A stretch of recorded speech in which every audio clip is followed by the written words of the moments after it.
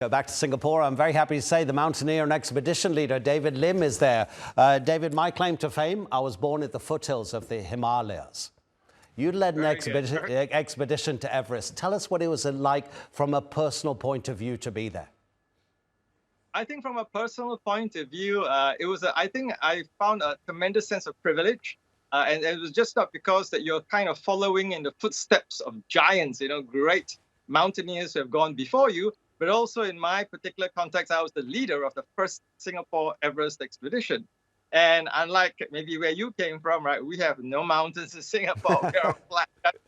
It was a very special occasion, I think, 27 years ago when we did this. That's fantastic. Absolutely. You come from a flat island. What was the camaraderie like between your foreign expedition and the local Sherpas that you were working with and the villagers that you met, in terms of how did you interact with the community for whom Everest is more than just a mountain, of course?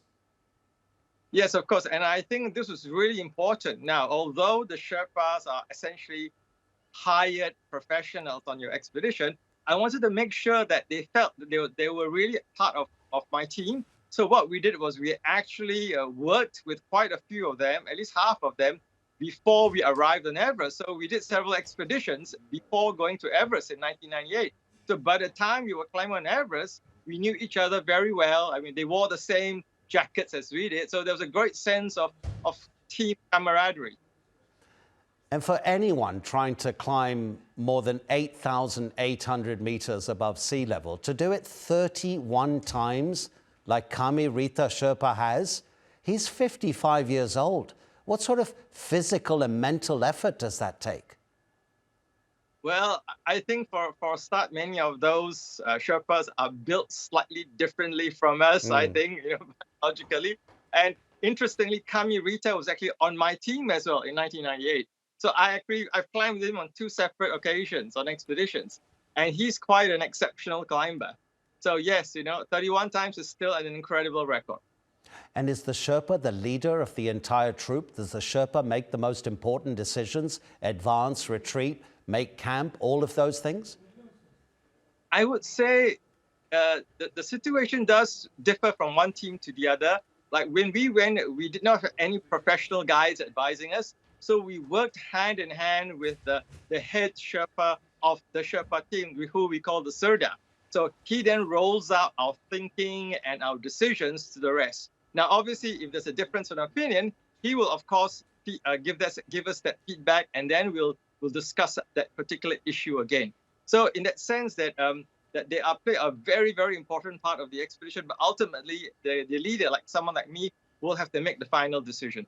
How do you feel about the dangers facing the entire Himalayan range, of course, but Everest being so popular with tourists as well as professional climbers? That's become an issue in itself. Yes, there are two things adding to the danger these days. One is obviously with global warming, you're getting some unpredictable weather, as well as the glaciers behaving in a certain way and changing very dramatically from day to day sometimes in terms of how they move and how they collapse sometimes.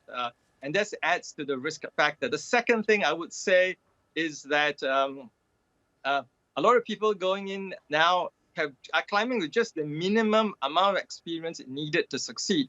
Now, the fact that some of them do is probably more credit to the quality of their Sherpa team or the leadership overall of their teams to succeeding. But I'm almost certain that a lot of them never realize how close to some real danger they face, because many of them go in there with just barely enough experience and fitness to climb the mountain. The fact that they make it to the top and back down safely doesn't necessarily mean they're aware of a lot of the dangers that were on the mountain. David, honestly, it's inspiring to hear your experiences and what you've seen and what you've done. Really, really interesting. Thank you so much for taking the time to talk to us. Thank you for having me.